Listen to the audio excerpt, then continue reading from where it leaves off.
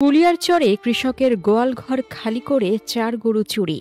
একটি পরিবারের সংসার, শিক্ষা খরচ ও বিয়ের আয়োজনের প্রধান ভরসা ছিনিয়ে নিল চোর চক্র।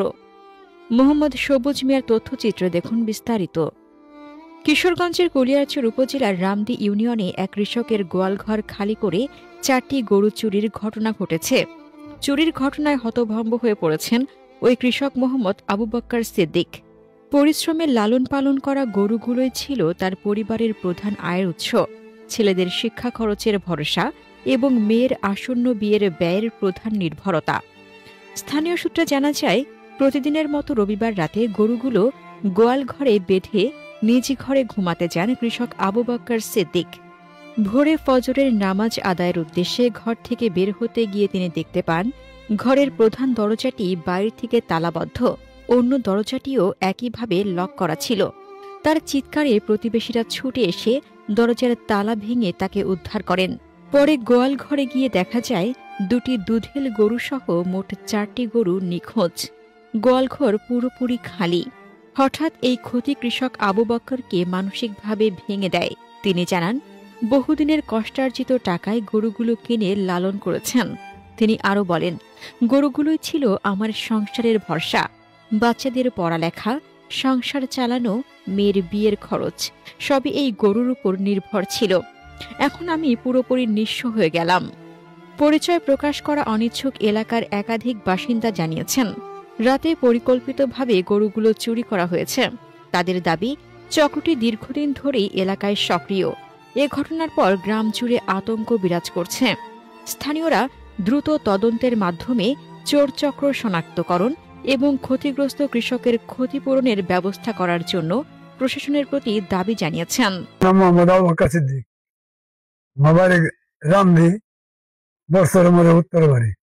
আমার 4টে গরু ছিল, এর মধ্যে একটা গরু নিয়ত করছি যে জবাই করে মেহমানদের সমাদর করলাম, আর এই অন্য গরুটি কিছু বিক্রি করে আমি রেন ফেন দেন বিয়ে করতে হবে। তারপর আমি ওই বাড়িতে শুয়ে দিছি। শুয়ে তারপরে 4টার সময় উঠছি। 4টার সময় উঠিয়া আমি উদু করে মসজিদে যেতাম পাইছি। মসজিদে পাইছি, দরজা করতাম পারি না। আমি কি দরজা করতাম পারি না, সব মানুষ হয়েছে। আমার গুরু নিয়ে দিয়েছি বাইরে যেতে লাগাই, যে আয় দেখি এমএতে দেখি এমএতে তালা লাগাই, যে তালা ছিলাছিলি উঠতেছি, অন্য লোকে তালা ভাঙ্গিয়া যে আমার খুলছে ঘর।